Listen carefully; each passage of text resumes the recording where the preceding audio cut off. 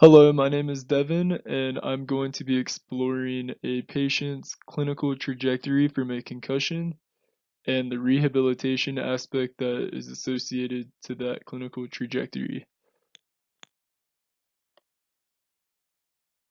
Here we have the abstract on the athlete that is involved in this concussion case study. The athlete experienced delayed onset concussion symptoms and was victim to improper return to learn and return to play protocols.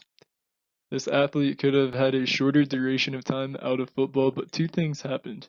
One, he may not have reported a concussion, and two, he may have been rushed back to physical activity way too soon.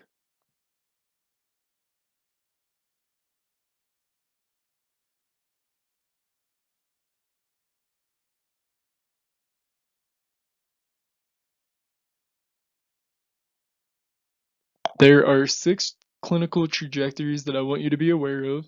The first one is the cognitive and fatigue trajectory. You will see a decreased concentration, increased distractibility, difficulty learning and retaining new information, or so on this slide, I want to talk about the athlete's symptoms and how the athlete fell into the post-traumatic migraine trajectory. Now, during the initial evaluation, the athlete scored 20 on his symptom score sheet. The symptoms that he had included headache, nausea, vomiting, fatigue, drowsiness, difficulty concentrating, difficulty remembering. Now, just because he had some of the symptoms that are related to the other trajectories does not necessarily mean he falls into those trajectories. We are looking at the symptom score sheet as a number-based system. So the higher the number, the more intense that symptom was. So the high numbers that he reported were headache, nausea, vomiting. The low numbers included fatigue, drowsiness, difficulty remembering, difficulty concentrating, feeling mentally foggy. Now, if he were to have put a high number for fatigue or drowsiness, maybe I would have put him into the cognitive slash fatigue trajectory, but that's not the case in this situation. So the post-traumatic migraine trajectory includes symptoms such as headaches, nausea, and or sensitivity to light or noise. Now, sensitivity to light or noise do not have to be included in the trajectory, but they can be. So based on his clinical trajectory, what actions did we take? He he injured his head on a Friday, September 21st. He was put on bed rest by the concussion clinic of the facility. And that Monday, he came to the athletic training room and reported that he was on stage to return to play. That being said, we did not question the concussion clinic. We thought they're experts in this field. They know what they're talking about. So there must have been some kind of mix up between him thinking return to play and return to learn. So, not thinking, we put him on a stationary bike for 15 minutes at 30% maximal exertion. And 5 minutes into it, he came back to the athletic training room reporting that his symptoms were back. They returned. So he went back to the concussion clinic, was put back on bed rest for 2 more days, and finally he got to be on the return to learn protocol as he was supposed to be after his initial bed rest. So he was finally put on return to play, and he was returning to play on October 9th, 2018. Now, what else did we do? What else did we tell this athlete? We told him that sleep was the best thing that he could do. He did not need to stay awake 24 hours after his concussion. And as you see to the right in the picture, only 49% of US adults aged 18 and up realize that a person does not need to stay awake for 24 hours after a concussion. This can actually prolong the concussion symptoms, which can further prolong the duration that you're out of play. So that was a big tip for the athlete. he needed to go to sleep. He needed to get rest. We also told him no screen time, which is all in the bed rest protocol, but no screen time, no homework, no going to class, no concentrating for a long amount of time, no loud noises, no bright lights. All of this went into his protocol for his post-traumatic migraine trajectory. What could we have done with this concussion? We could have relied on the coaches and players to report this during practice. The hit that initially happened one day prior to his symptoms could have gone noticed if someone would have reported it. We do not know if the athlete was trying to play through a concussion, because if you do get hit very hard, you don't even know that you got hit very hard and you can't report something like that. But the athlete that did hit him may have known, or any of the coaches.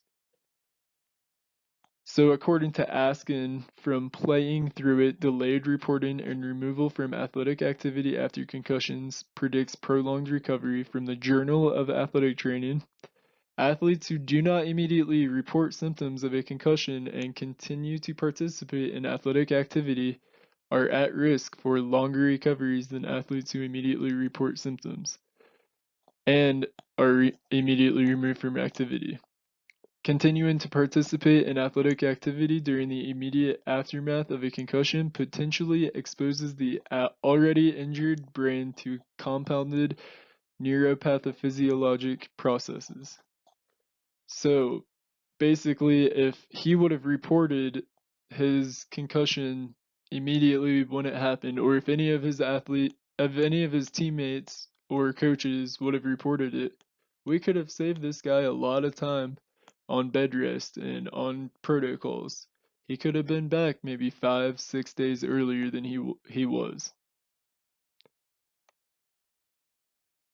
So let's take a look at his impact test. So his memory composite verbal was relatively the same. His memory composite visual was significantly worse on his second take at the impact score compared to his baseline test. So he's in the 57th percentile compared to when he was in the 82nd. According to Collins, and a comprehensive targeted approach to the clinical care of athletes following sport-related concussion, Collins et al. Stated that with the post-traumatic migraine trajectory, there is a chance that there will be visual memory deficits, and it shows on the impact test. It doesn't always mean that that's part of that trajectory, it's just something to look out for, which I find that very interesting that it's not in any of the ocular or cognitive trajectories, but it is in the post-traumatic migraine trajectory. His visual motor speed, along with that memory composite visual, significantly worse. He is in the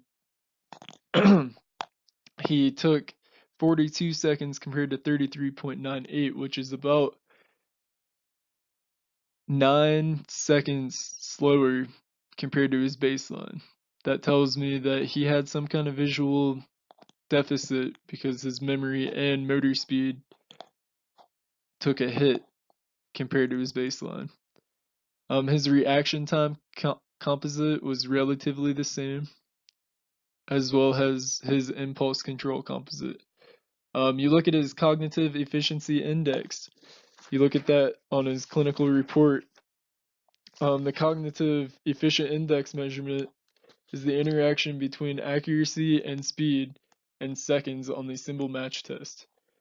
So any low scores 0 to 0.20, which he falls into both of those, baseline and post-injury, may suggest very poor performance on this subtest. So you look at his baseline and his post-injury on that cognitive efficiency index, you don't really look at it very well, because if he had a high score, which would have been higher than 0.20 on his baseline, and then if he would have had that 0.11, then you would have said, hey, look, He had a very poor performance overall in this aspect. But since they are relatively the same, it's not something that you should really worry about. In conclusion to this PowerPoint, I think we learned that return to learn and return to play protocol should not be started at the same time. Whether this would have been the concussion clinic's mistake or the athlete's miscommunication, we know that these two should not start at the same date. You have to be asymptomatic from your return to learn in order to go back to return to play. There is a purpose to the separation of these two protocols. As we talked earlier, returning that athlete to play too early can cause him to miss more time. It can cause the symptoms to get worse, and it can cause the injury to be overall longer than it was supposed to be. And I think we learned that in this post post traumatic migraine concussion trajectory. I think that's a big thing. You gotta make sure that you get through that return to learn asymptomatically before you get a return to play. I hope you learned something from this, and take care.